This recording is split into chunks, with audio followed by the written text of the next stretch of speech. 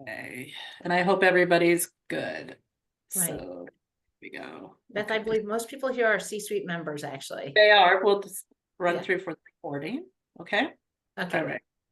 So, with that, welcome, as we said, and all of you know our mission is to foster relationships across women of industries. We started this so women would work together, empower each other, build up each other, and give each other business, etc. And I think that you're doing great jobs in that. We're going on our 8th year, which is great. Our diverse background includes C-level executives, major tech companies, emerging leaders, women who write checks, board levels executives. And we always have a focus on diversity, equity, inclusion, and we've stayed true to that mission over all the years that we've built this organization up with all of you on committees and being members of C-suite. So we appreciate you for doing that. We do have executive search. So if you're looking to hire inside your companies, please refer them to Diane and to C-suite. We'd appreciate you doing that. It's a fantastic organization there as well. And we do have the complimentary 6-month taster of Founders Card. And after that, we have it at a reduced rate. And Diane and I use this all the time. So we encourage you to take advantage of this as well, all different kinds of products. And we can't do this without our founders. And so we want to thank them all for making this possible. And then for our philanthropic partners, Red Rover, Earth Rangers, and Bloom Again, please feel free to reach out to their sites, especially Bloom Again and Red Rover here in SoCal, because they're working hard with the situation. So thank you. And today we're so blessed. We were introduced to Tia via our special friend, Catherine Gray. And Tia has been just lovely to meet and get to know. Tia is a transformation force in business leadership, innovation, and growth strategy. She is the CEO of Stella Jets. She has redefined the private aviation experience, elevating the industry with visionary initiatives like Stella Jet Experiences and Stella Share, which she'll go through what those are. And their groundbreaking ventures. And Tia has not only set new standards for luxury travel, but has created opportunities for connection, adventure, and unprecedented altitudes. I don't know what with me is. Tia is recognized as a thought leader. She has insights in business growth, data science, brand elevation, and has been in many publications that you know, including Forbes, Entrepreneur, Bloomberg, and Yahoo Finance. So welcome, Tia, to C-Suite. We're so blessed to have you today, and I will stop sharing and let you take it away. Well, thank you. Thank you for that great intro. And I'm so excited to be a part of C-Suite and just with a group of women like all of you that are doing big things around the world, as Diane said. So super excited to be here as well. Thanks for having me. So when we talked about, doing this call and having this conversation, I was so excited because one, I am pro women. I am, all about women and growth and diversifying industries with women because I feel like we're some of the most creative people out there. And we hear stories all the time about, Elon Musk and Mark Zuckerberg and all of the other multi-billionaires who have done all these amazing creative things. And we don't always hear the stories about the women behind the scenes that are giving them all these great ideas, right? So bringing diversity into historically male-dominated industries is something I'm super passionate about and part of what got me into aviation. So a little bit about my background. I come from a data-driven marketing world where I would go into businesses of all sizes, including some Fortune 500 companies, and consult with these industry leaders, these marketing leaders on their data, on creative ideas to grow their businesses or to reach certain audiences.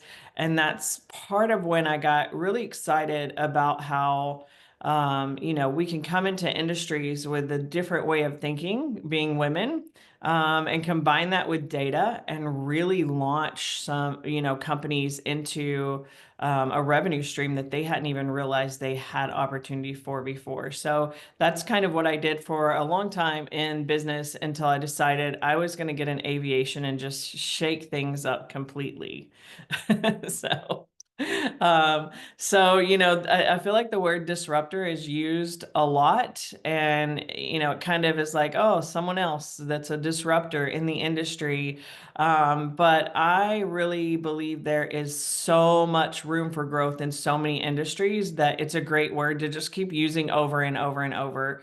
I really believed when I was a kid that by the year 2000, we'd be living like the Jetsons. And I think the only reason we're not is because we didn't have more women at the head of some of these companies. People ask all the time, like, where do you see the future? And I'm like, well, since 1980, I've been seeing myself living like the Jetsons, and that's where I want to go. But we come into aviation, and aviation, less than 6% of private aviation companies are actually ran by women. Less than 6%. Like, that is such a small amount of women in aviation. And then when you dig a little deeper, we started to see that, the technology in aviation was dinosaur age. There's so much room for innovation, but all of the men that have been building this industry for so long and have done a great job building it to where it is, they failed to see or failed to have the passion to grow it even further or to bring in new lines. And so, you got to kind of think like, am I a builder or am I a buyer?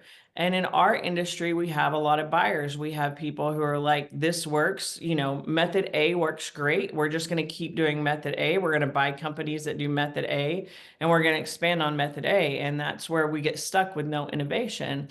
When data, on the other hand, is telling us what the audience wants, what the audience needs, but because we're stuck without innovation, there's no meeting there. There's no way to provide what the audience is demanding, which I believe, based on all the data that we have, is more access to luxury private jet charter, make it a little bit more accessible where it's not getting the entire jet and paying $50,000 to do a charter trip. But hey, can I network with some ultra high net worth individuals and maybe get a seat or two on a private jet and kill two birds with one stone? Because we're women, we multitask, so we want to do it all at once.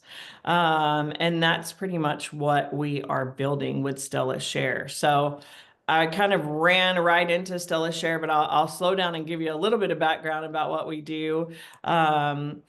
So we started about 2.5 years ago, my grown daughter and I, and we bought Stella Jets, a private jet charter broker. We bought it from someone who is a pilot, built the bones out really well, but just like every other company in private aviation, was just kind of following that one main revenue stream and doing that one thing. But for 5 years, we had been building out an idea in our heads and through the data and through the research and on paper, that we wanted to do something a little bit more innovative in aviation. But the way to really learn it was to immerse ourselves in it. And so we bought Stella Jets, and we started doing the basic charter broker type stuff, which we are very successful at. Took the company to 8x in revenue in less than 2 years. And so we're like, okay, we're on to something. We can do this. Started really making relationships, learning the industry, learning the lingo. We had done all the research, but it doesn't really teach you everything that you know once you're really immersed in it. So we started that 2 years ago. We still do private jet charter. We help folks buy private jets and help them find the right management company for their jets. Now we are launching Stella Jet Share, which is the social club of the air. So if any of you are from SoCal, like I know a few of you are, you're probably familiar with Soho House. And these ultra high net worth yacht parties, you pay $20,000 to go network on a yacht with people that can help you further your business, or, just be the brainstorming partners you need, etc. And we've taken that and we put it in Stella Share to where it's a membership based social club. and very exclusive. You have to be a part of the club to be able to get a seat on these private jet charters. And we have scheduled routes that go all over the country. They kind of spider web. So you can actually, when we have flights coming from the West Coast and the East Coast, they meet in Dallas and then you switch to go to the opposite directions. So we have it. The scheduling has been the funnest part because we wanted to schedule it where everybody was kind of in one place at one time. So you have that luxury country club type feel where you can network together. But you're able to get just about anywhere in the country and buy a seat or two on the most opulent private jets available. So that's what we're launching now. We're super excited about it. We really feel like the demand in the industry. Are any of you familiar with JSX? Yeah, no, I don't know. Can you no? Yes, yes. Okay. I'm like, anyone want to raise a hand? I don't know. I don't know how to see. So JSX really proved the market for semi-private jet charter to where we see that there's a huge demand. They've done $1 billion in 5 years. There was another company who did something similar to what we're doing and sold for over $1 billion in 6 years. So we know the demand is out there. People want a better way to fly, a more convenient and efficient way to fly without, all the hassle of commercial, but also a way to network and come together and travel together. So we're building that out with Stella Share, and I don't think that we could do it without women.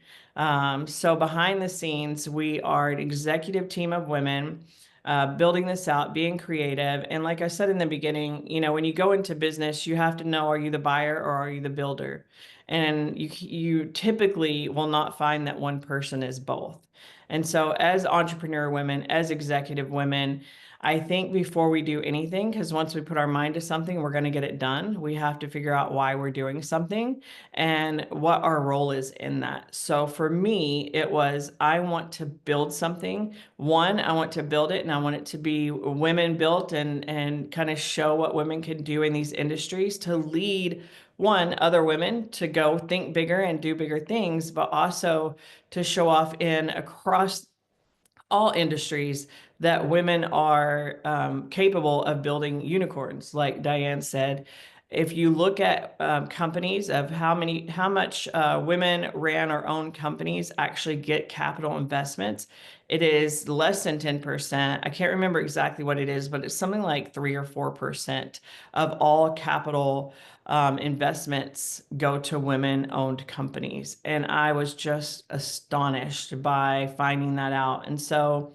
although we're doing a lot of great things in access and networking and social club of the sky, and it's all cool stuff, really the purpose behind our passion is to encourage and make way for other women to do the same thing across multiple industries. So with that, I would like to just say, if you have a dream, one, I believe if you have a dream, you can get it done. I'm still going for this Jetsons life. You just watch. But if you have a dream, I think there's some steps that you take, before you don't just go from having a dream to having $1 billion company. And a lot of times we're not taught how to break that down. Like, how do I decide what my role is? How do I decide who are the important players to plug in? And if I'm really the right person to do what this dream and passion is about. And that goes back to a couple of things, knowing whether you're a builder or a buyer. Both are great. There are people that build companies, and then there are other people that come out and buy the company and take it to a whole other level. And you have to have both. It's an ecosystem across every industry. So I know that I'm a builder. I'm not so much a buyer, even though I did buy Stella Jets at first because I know my strengths and I know where my power is. And so knowing these things and kind of finding these things out about yourself as you're going for a dream or trying to build a company, I think are really important steps. I typically use an analogy of cooks and chefs, right? So we have cooks that can cook excellent meals. I'm in the actual kitchen, I'm a cook. I can make pasta and I can make beef jerky and steak, but I'm not a chef. I don't know how to make these amazing dishes that I see chefs make that are creative and they're putting the different items together and they know what tastes good together and all that. In the kitchen, I'm not a chef. In business, I'm definitely a chef. there's room for both, right? My kids eat just fine and they love my cooking, but I'm not a cook when it comes to business. And so when it comes to business, knowing, are you the cook or are you the chef? And then finding the people on the network, like you have here with C-Suite, to plug in that have the different capabilities, the different passions, and the different networks. So, I think that's a huge part of growth. And as you are going into any business, a lot of people go into business for two reasons. One, they go into business because they say, hey, this is what's going to make me the most money. And the second one is they go into business because they're super passionate about it, but have no idea how to run a business. Whether or not you're an entrepreneur, you're going to build your own business, or you are a C-suite executive or director in someone else's business, knowing your strengths and weaknesses are how you're going to grow into whatever it is that you're most passionate about. What if your idea is you want to be the CEO of the company that you're in? That's great. Knowing whether you're a cook or a chef, knowing whether you're a builder or a buyer, will really help you plan out the steps to achieve that success, whatever that level is for you. If you're looking to be an entrepreneur or you're an entrepreneur now, really taking a look in the mirror and finding out if you're a cook or a chef, what ingredients you actually have and what you need to bring in from other places, really will help you excel in whatever that main goal is that you do. So I just, one, I encourage everybody, like, figure it out, sit down, break it down. I, would love to say I am excellent at everything, but that is an absolute lie. Do not ask me to build a spreadsheet for you. I'm not the one. Um, but I know that I'm good at being creative, and I know that I'm good at encouraging other women and paving the path for other women to do the same thing. So with us and being women in aviation, the male-dominated industry, I really enjoy speaking. I really enjoy encouraging other women, but also I feel like there's a lot of women before all of us. We know this. Women weren't even allowed to work at some point, so it's not just like my industry, it's really across the board that there were women that really fought hard for us to be able to be in the positions we're in now. And I feel like it's our responsibility as we're walking through these doors that they've opened for us to go and take the hinges off for the next generation. I think a lot of times we go to work every day, we get paid well, we're good at what we do, and then we sit down at a conference table, we sit down at an executive meeting, and we're the only woman in the room. And for me, that hits really, really hard, right? And so we have no problem walking through those doors now that these other women fought for us to get into. But I think we all need to make sure that we're taking the doors off the hinges, that we're opening, new pathways for women behind us. And for me, when I leave this planet, I don't care if anybody remembers my name. I want to look down from the heavens and say, oh my gosh, look at all these amazing women, what they're doing, what they're accomplishing. And I put some bricks on that road for them. And so that is really, really a goal of mine, and a goal that I hope you all share and move forward with as well, because I cannot wait to see what every one of you in C-Suite does with the positions that you have. I think there's so much growth and opportunity for women. We need to have a little male audacity, go kick down some doors, and really start bringing some innovation through diversity to these industries that are lagging because they don't have enough women leading these ships. There's a quote that I absolutely love, which is, what we can do, we must do. And I think for women, we all know there's so much we can do, but we don't want to step on toes. We don't want to ruffle any feathers. We don't want anyone to get mad at us. And so we're not all out there doing it. And I try every single day. I say a prayer every morning. One is God, please don't let me be a bitch today. Excuse my language. Because sometimes it can be really hard when you're running a company. And my other one is, whatever I can do, please give me the courage to do it. Right now we're doing a donation drive. We're actually got everything donated as far as jets, pilot fuels, landing fees, to take a shipment of stuff that's desperately needed with some of our LA charities, and we're taking it down there this weekend. So sometimes I think, oh my gosh, why did I say this prayer? I ask God to let me be his hands, and what do I get myself into? But usually it's really fun. And it's really rewarding because if I can do it, why wouldn't I do it? If I can do it, why would I wait for someone else to do it?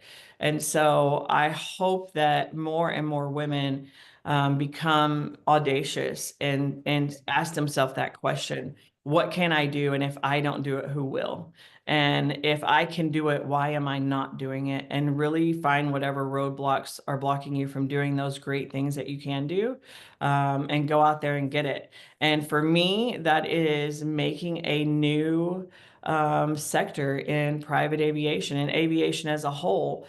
So you have your commercial airlines, you have your semi-private, which is JSX, and then way up here you have private. There's a big hole and a big need, and we're going to create that. We're launching that, and we're just excited to have women leading the ship on that, and hope that you will all join in us to celebrate and encourage and support with that, and let us know how we can support you as well. Thank you, Tia. Do you want me to go ahead and just pull the slides up real quick and then we can run through Yeah, those? And then for we'll open sure. it up to questions. For Okay. sure. Okay. Let me make this big if I can get all these little people's faces out of there. There we go. There we go. Okay. Here we are. So this is me, clearly. So I am the founder and CEO of Stella Share, Stella Experiences, and the CEO of Stella Jets. And the next slides will tell you a little bit about the differences in those. So Stella Jets, as I mentioned, if anyone's flown private before, this is your typical private jet company. We do private jet charters, we do private jet acquisitions, and we do private jet management. It's what is built right now in the industry. It's what the industry is ran on. It is the absolute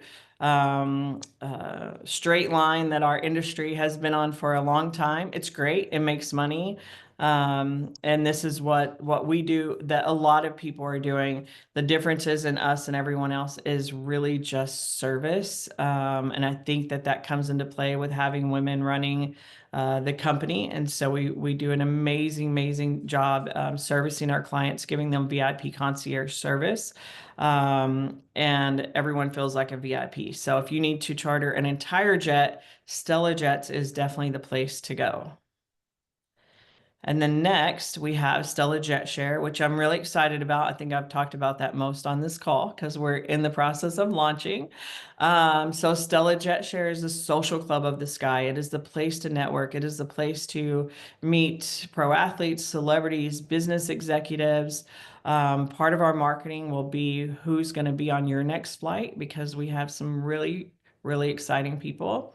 I can't say who their names are yet, but I'm super excited. I can't wait for everybody to see them. So you may get on a flight and be sitting next to a celebrity, a pro athlete, a business executive that can help you with your business, the next person that's going to hire you.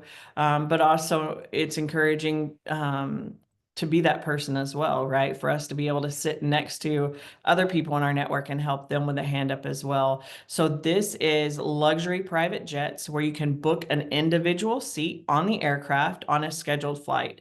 We fly from our original routes because the routes will continue to grow based on data in our membership base. But we have LA, Vegas, Dallas, Salt Lake City, Aspen, New York, Atlanta, Miami, Puerto Rico, and we will add Tulum in there at some point. And then based on the data where we find new clients and new members and people wanting to go, we'll add more routes as we get in. So that gives you access to all of our high network individuals. We'll have VIP events a couple times a year in the hangars with all of our members. And it's just fun and exciting and, as opulent as you can get with a social club and get you from A to B with the right people. And then we have Stella Experiences. I haven't touched on this during this call. It's kind of a big thing in itself. With Stella Experiences, we partnered with some major celebrities, resorts, and we do different types of experiences. Well, the one we have coming up is for Super Bowl, where we have an aircraft that's going from Dallas to New Orleans for Super Bowl. We have a really A-list celebrity that's going to be on there with us. We have 2 pro athletes that's going to be on there with us. And then we sell the remaining seats to fly with these celebrities and athletes. You get your meet and greet, you get your content, you get your autograph. Some of them we have swag. And then we have VIP event tickets to wherever we're going. So this one to Super Bowl is coming up, but we have them for F1. We have some for major Broadway shows. We have Versailles. We have all kinds of stuff. And we also do it for companies and corporations. So we have partners who they want to do some sort of amazing over-the-top experience for their biggest investors or their biggest clients. And we put those together for them, even if it's just going to play golf at some amazing golf course, but then we add in a celebrity or a speaker to their flight for them. So we do these over-the-top corporate experiences for companies as well.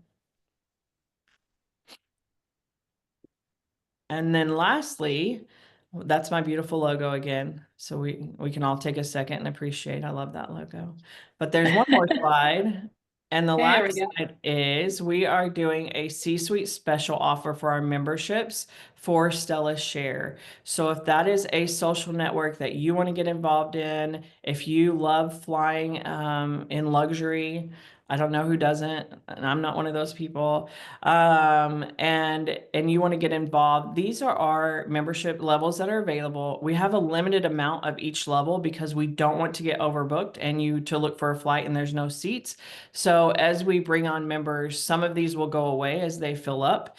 But right now, if you want to sign up to be a member, you have to apply. So put C-Suite in your application. I'll give you the website to go to, and that will give you an automatic approval. And it will also give you 4 additional flight passes for you or for a companion to actually fly for free with any level of your membership. That's awesome. Yeah. Yeah, thank you, So T. you're welcome. And I'll put the domain in the chat so Okay, that's everyone great. has it. And then I would love to hear your questions. And we'll make sure to send this out. We're going to send this out to our broader C-suite database, get this shaped up and get this out. And we'll put it in our next newsletter as well. I have a question because I travel a lot for personal and business, and airfare has just really gone up. It's almost double. And my husband's 6'6", and so he refuses to fly coach. So, and especially the premium seats have really gone up. Do you see that continuing? You see it getting any better, or it's just not going to get any better? You know, I don't think commercial has gotten better at anything in a very, very long time. I love men, but I also blame them for that. So, you know, if we can get some women to go over and start taking over the reins at some of these commercial airlines, then maybe we'll see some innovation and some things change.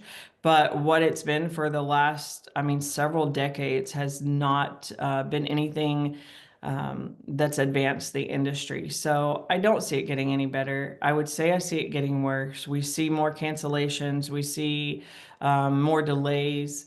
A lot of the airlines boast about low cancellation rates, and some of them are really good. Some of them, they just kind of push your flight back and push it back and push it back, but never cancel it. Right.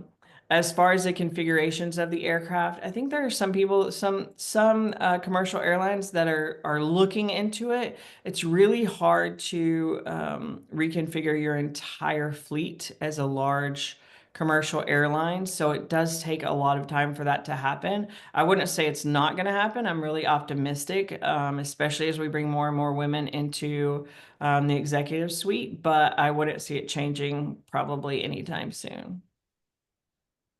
Okay, thank you so much. And then Jennifer asked, do you comp the celebrities to pay? I don't know if you want to share this or not, or do they get comp to fill up the flight with paying passengers? Yeah, good question. I assume she has a reason for asking that question. She probably knows a celebrity that might want to fly. I don't know. No, But I do business strategy. Oh yeah. I'm More into business strategy. models. Yeah, yeah. So yes, so some of the most recognizable celebrities, we have comped them the basic membership. So they'll still pay for their seat, but they get access to the seats in exchange for letting us use their name or doing a little shout out promo for us to use in our commercials. That's cool. I have a couple other questions. Uh, when you uh, and they're important to me because if I were starting a business or acquiring a business, this is what I would want to know. Uh, when you chose to acquire Stella, why did you pick them? And how did you figure out who to put on your executive team? Good question. So the reason I chose Stella Jets when I went to acquire, I had been looking for a while on a smaller aviation company to acquire. Stella Jets had everything built out on the aviation side. They had the bones, they had the software, they had a name that was feminine, which wasn't the most important, but it was just, nice to have. And what my strengths are marketing, sales, and VIP service. And those were three things that if they had, they could have really, really scaled their business. Having that background and going in and scaling all sorts of businesses that were in different situations and different industries, I had a way to look at things to know, okay, I know I can scale a business that has this with the things that I have. And so I was really able to choose it carefully based on all of the data that I had on the businesses that I had worked with before. So a lot of that went into choosing it. The last thing was who you're buying it from. That can be a real deal killer if you're trying to buy a business and everything looks amazing, but the person who owns it is really difficult to work with. They're not going to walk you through, the processes that you may not understand yet. And so the person who built originally Stella Jets. We dated for a minute so I could find out how well we were going to work together. And they were a big part of us being able to really hit the ground running because they were willing to be a teacher for, that first 30 days until we got all of our feet wet and ran with it from there. What was your second question? How did you pick your executive team? Oh, very good. So the first person I picked on my executive team was my daughter. She's 26. She's been working with me since she was 14. So all of these companies that I had grown and scaled and the data that I had been studying, the companies we had been researching, she's been a big part of it since she was 14 years old. She's an absolute genius. And she sets the bar really high because I hire people that are older than her and go, well, if you can do it, why can't they do it? So I was really blessed in that I actually had someone already that I had been working with, that I knew their skills, I knew my skills, we knew how we worked together. And having us two as the first part of the executive team really gives us the insight on what we want to hire and who we want to hire from there because we are so used to working together. We know what each other can do and what each other can't do. She knows me better than I know myself. Don't tell her I said that. But it gives you, when you have that first person that you say, hey, I'm going to partner with you on, and we're going to do this business together, and someone that you can really be open and honest with and 100% transparent with, then as you build out the rest of your team, there's no nonsense. There's no trying to impress each other. I can do that or any of that kind of stuff. So I think that very first person that you bring into your executive team is really the most important person out of everybody else that you hire. That's great. I think Rowena had her hand up first, so we'll let Rowena. Okay. Hi there, everyone. Hello from London. Thank you so much, Tia and C-Suite, for soldiering on this last week and doing all these events. We really appreciate it. Tia, I just had a question. You mentioned all of the US routes. Two questions. One, can Stella Jets help people with like international routes? So, for instance, over in this part of the world, even though you might not have the jets here, I'm sure you've got great links. London to Nice, London to Dubai, just the rise in the Middle East, everyone needing to get over to Dubai, Riyadh, Qatar, and Bahrain really quickly. Do you guys offer that service? or do you kind of source it out?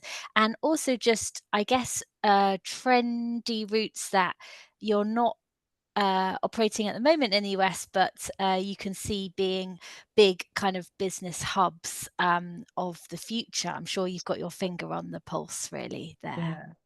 So good question. Stella Jets, we do full jet charters worldwide. So if you're chartering an entire aircraft, we do that worldwide. For Stella Share, the social club, the booking by the seat, that is US, Caribbean, Mexico, and Canada right now, or it'll probably stay that way as long as I have it. However, we do have some partners that we really, really like in overseas and that want to franchise off of us and do something similar. So I believe maybe 3 to 5 years down the road, you'll see it across different countries as well. And then with Stella Experiences, we do international experiences. So we do things with celebrities, we're actually partnering with a big rugby team, and we do some international Stella experiences for sure. Great. Thank you, Rowena. Darcy, I think you were next. Hey, thank you. Tia, your story is absolutely fascinating. You answered a little bit of my question because I just was so curious as how you achieve such explosive growth in a 2.5 year period of time.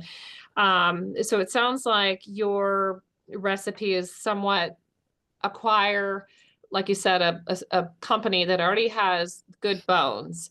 Your strengths are the marketing savvy and the sales outreach.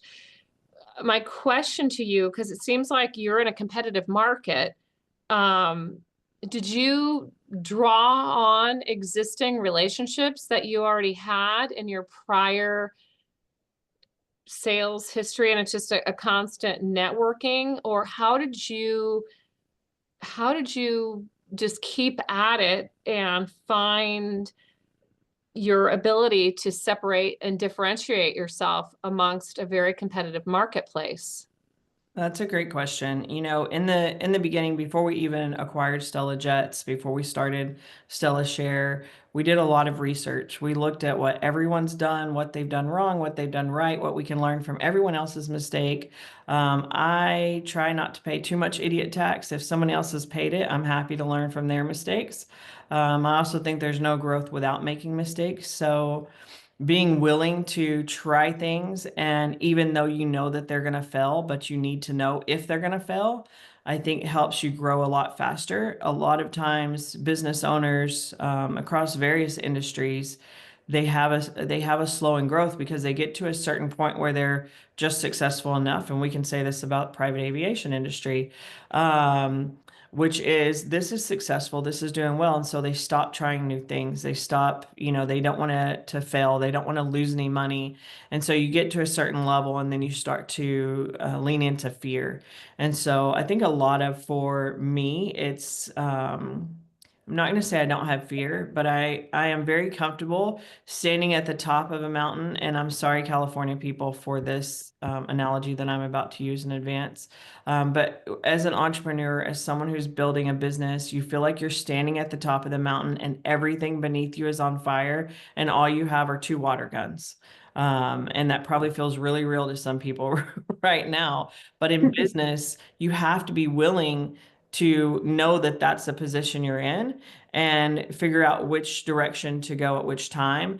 A lot of people are really scared to take those risks, to take a loss, and at which point they don't learn the lessons that they need to grow and innovate. And so I think a lot of our growth just comes from, trying to have enough audacity and as little fear as possible, or conquer fear, to try new things and multiple things and as fast as possible and learn as many lessons as we can along the way, which I think really leans into growth. Great. That sounds wonderful. Christine. Hi, thank you. Tia, you are amazing. I loved what you said. I love that it's a women, not only inspiration for women in aviation in the business, which I'm sure is very male dominated. My whole career has been male dominated. But I just wanted to get a little more specifics on your marketing plan. I know one of your selling features is that it's women owned, but are you specifically marketing to women executives? Or are you marketing to basically anybody who will pay the tab? And another thing that I think, and I'm not sure if this is part of your marketing plan too, but a lot of what I've been reading lately is people love experiences and they are paying over the top for these around the world train experiences or cruise experiences, and there's huge waiting lists. Is there a way to sort of incorporate that kind of outside of just business, but that leisure side that drives revenue when people think, yeah, I do want to be with the celebrity. Yeah, I do want to rub elbows with particular people, but I also want to go to destinations I may not have planned on my own or thought of going on my own, but it's on my bucket list of things I want to do before, I don't want to say die, but Yes. before I move to the next level type thing. So right. I guess I just wanted to hear a little bit further about what your thought process is in terms of marketing. So I think a little bit goes into a question that I may not have answered fully from someone else as well. So again, I am data-driven digital marketing. Like that is, people knew me as the expert for that when I was in that industry. It was, I'm very passionate about it, love it, understand it. I never would have thought networking would take my business as far as it has since we have been in. I mean, I always had people referred to me in marketing, but I never said, oh, you should network. I said, oh, you know what we should do? And I laid out a big plan based on data. So in the industry, networking is a huge part of marketing. It's also huge for the people that join us. So that's part of the reason we put Share together, the social club of the sky. As far as marketing goes, we don't just market to women. For flights across all companies, we market to absolutely everyone. We hire whoever is best fit.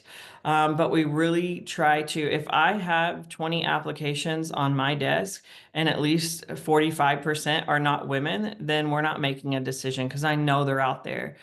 So we try really hard to even that playing field, especially like in tech, as we're building tech and we're looking at tech companies, and I'll have, a bunch of people that feel like they can do what we need, and they present to us and they have one or two women. And I'm like, I know women are great in tech. We are going to do the extra legwork, take the extra time, and we're going to find the women that can help us in these fields, and at least give them a shot, a fair playing field to, to pitch to us and win our business.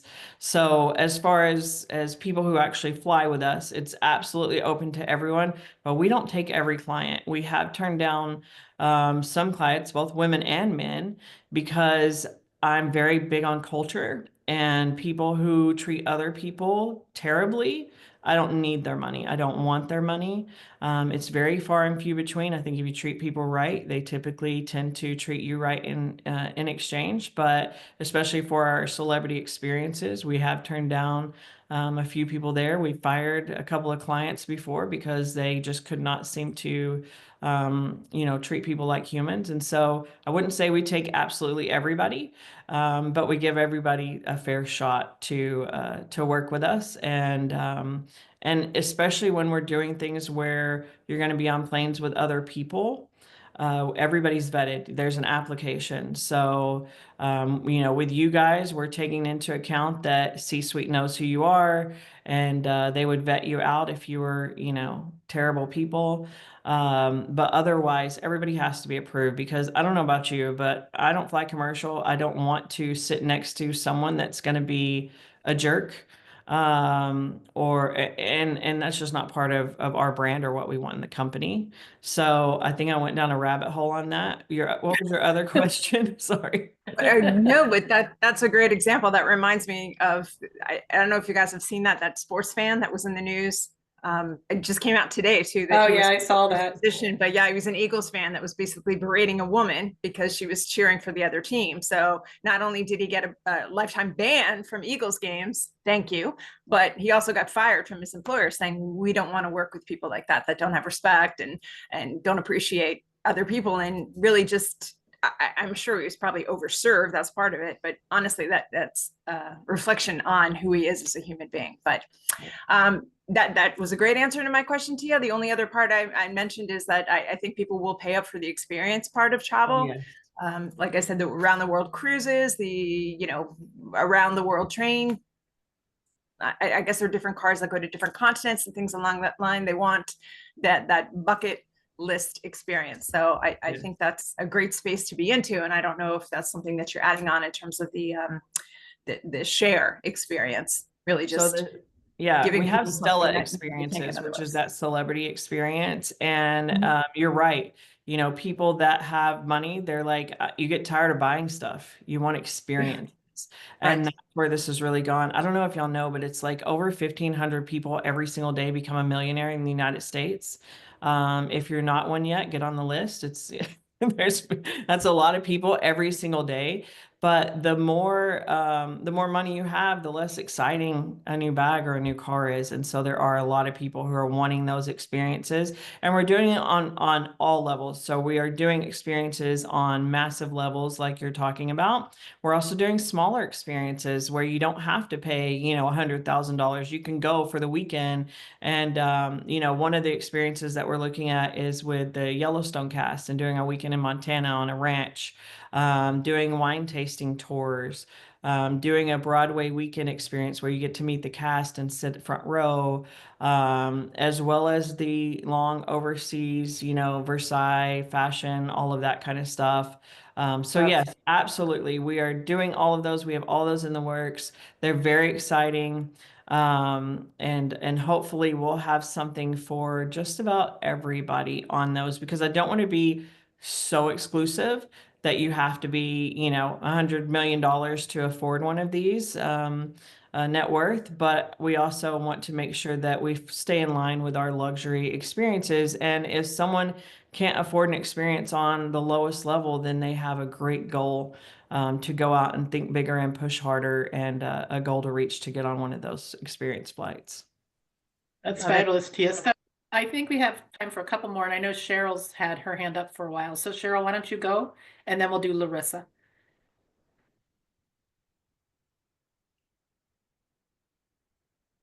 Cheryl, you're on mute, just so you know.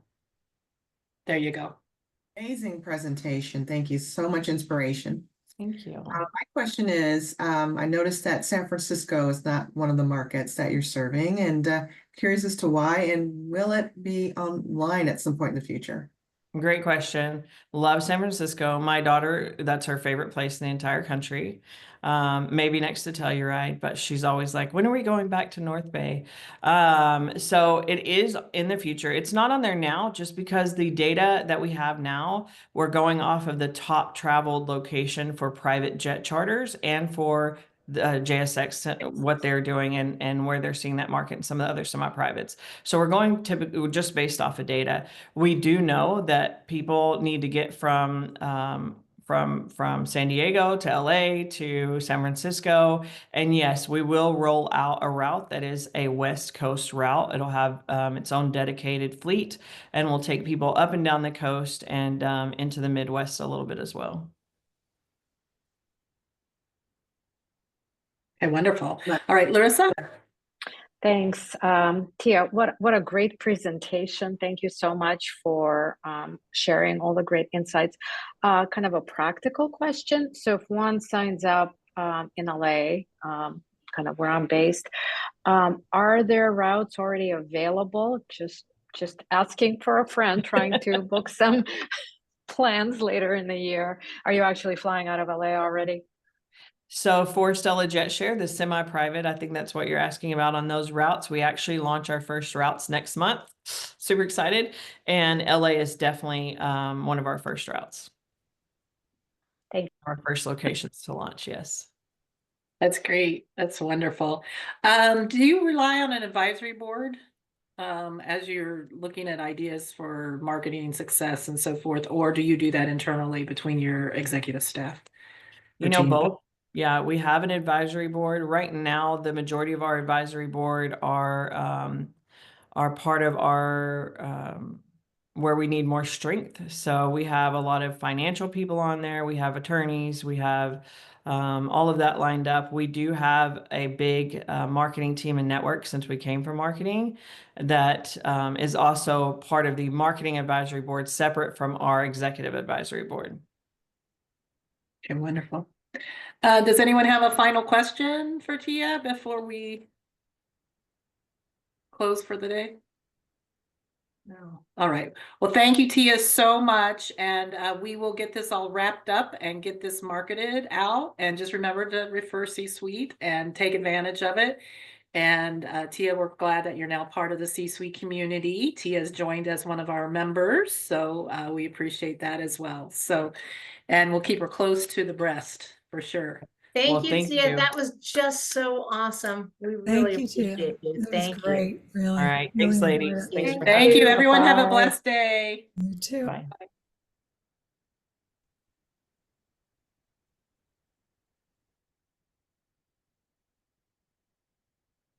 So awesome. Yeah, it was really good. Okay. Thank you, Christine, for being here. If we can help you, please let us know, okay? I'm so happy to see you. I'm just happy to see that you're here. So no, thank you. I thought that was really interesting, but more importantly, I want to see that smile and know that she's okay.